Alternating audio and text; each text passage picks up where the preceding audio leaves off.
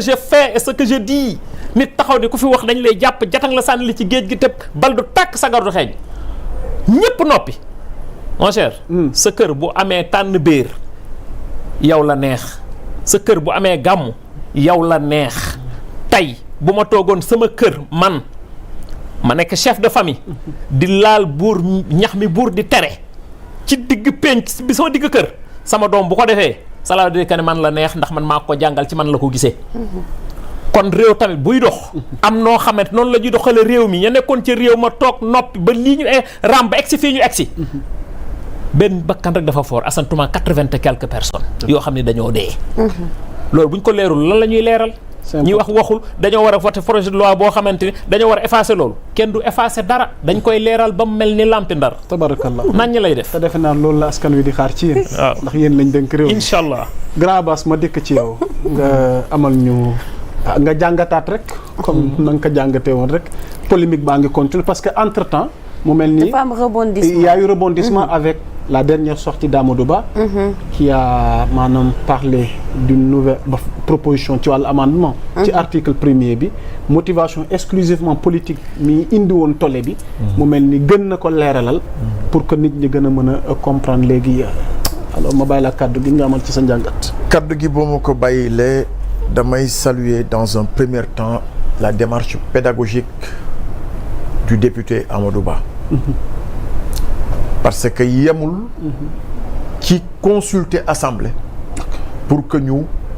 interpréter waat loi bi jooyanti ko jubbanti ko ba mu gën a leer ci boppu askan bi au-delà de sa proposition dafa entreprendre une démarche pédagogique et loolu bëriwut lu ñu koy gis biir Sénégal ma saluer cette démarche parce que pédagogie mënta weesu nga xamal ñu xamul nga leeral la leerul loolu ab ñàngale la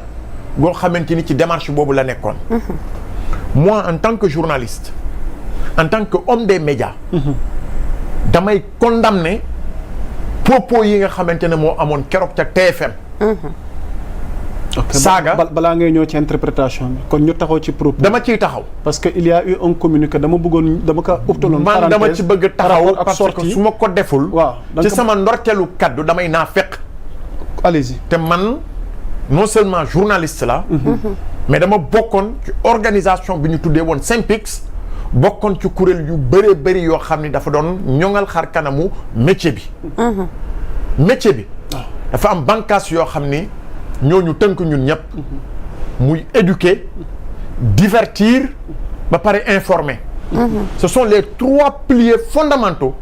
de notre charte mu am nit pour la première fois ma toog ci plateau télévision di tudd turu nit parce que moi comme je dis très souvent les personnes ne m'intéressent pas mais Badara Gadiaga pour le citer nommément doit présenter ses excuses publiques en commençant d'abord par TFM parce que li ma gëm yaa Moussa mënuñu invité tey monsieur Sarr mii mu toog man ma di ko tuuteel ma di ko ndéewal doole ak di ko wax kaddu yu tegginewul bu doon sama plateau bu teggi woon turu Ousmane Sonko kaddu yooyu mu ko fa tegoon teg fa turu baayam kon du ko waxee ni mu ko waxee bu doon sama plateau de du ma moom je te dis c'est de la responsabilité de Pape Abdoulaye Der en tant que journaliste professionnel quelqu'un que je respecte keroog waroon na ko recadrer wala ñu yëkkati ko dàqu ko ca biti parce qu'il n'avait pas sa place sa doom bu toogee sa biir kër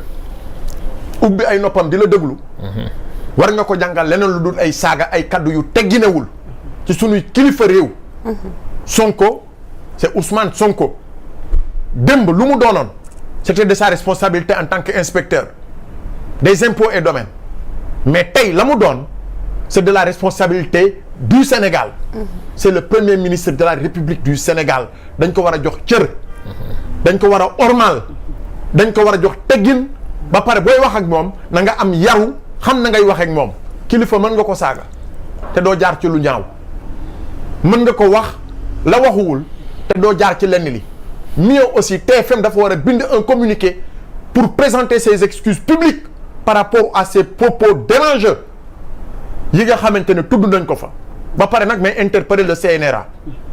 gis nga les organes de régulation chaque fois ma di leen ko wax tant que joxuñu leen doole gi war yu mel nii du fi jógee. Deuxièmement correct war na taxaw ci lii les organes de régulation yi nga xamante ne le tribunal des pairs parce que yooyu yëpp c'est des kuréel yoo xamante ne dañ ko teg pour que ñu éviter journaliste wala chroniqueur wala ñenn ñi bu ñu defee yenn jéey yi ñu jël leen yóbbu leen directement kaso mais loolu dama jàpp ni que ni kon amatul njëriñ c'est quoi leur responsabilité kii nii bu doon beneen réew la du génn foofu keroog bu doon beneen réew la laa la wax du génn foofu keroog qui ose défier la République en osant nga taxaw devant tout le monde ñëpp di la déglu nga taxaw di traiter ce président de la République rawatina ce premier ministre yenn propos yoo xamante ne man sama làmmiñ araamal naa ko ci. Je pense que ce métier-là c'est pas un métier qui déconstruit. On doit construire des mentalités et qui construit des mentalités doit les éduquer te éducation mënta weesu boo toogee ci plateau. nga am loo xam ne da nga koy jëlale sa bopp maintenant si c'est un débat politique na nga summi sa manteau politique nga dem sur le terrain politique vous faites vos règlements de compte politique mais je pense que Badara Gadiaga ne mérite pas sa place dans l'espace médiatique du Sénégal et ça je le décris à haute et intelligible voix maintenant je reviens ci li nga wax le député c'est un législateur moom rek am sañ-sañ mu ni loi bi doy na ma wala loi bi doyuma loi bi leer na ma wala loi bi leeruma dama bëgg ñu xuus ci expliquer wala joxe des raisons et des motivations il l'a fait en tant qu'intellectuel il a osé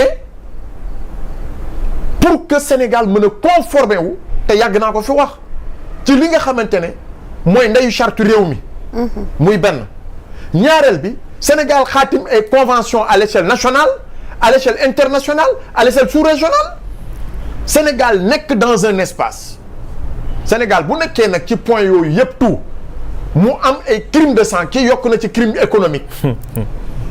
mais crime de sang yi c'est réel am na comment ni crime de sang amul bu ko neexee waaye crime la rek yaa Moussa tey bu ñu booboon sa doom am na loo xam ne par devoir de mémoire war nga xam kan la pour nga mën a jéggale pour nga mën a jëlale rawatina ci doxalin politique ak lu mu mën a doon y avait des motivations yu ñu wax ak yu ñu waxul est-ce que motivation criminelle yooyu doonu ton pour que ñu reporter élection yi ñu plonger Sénégal dans un environnement boo xam ne kenn mënu ko gouverner ñu ni kon nañ leen reporter élection yi parce que y a 80 morts mën na nekk motivation politique ou pas à qui profite le crime dañ ko war a leeral te loolu nag c'est la démarche boo xam ne man jàngee naa ko ci gis nga mbir buñ la ko joxee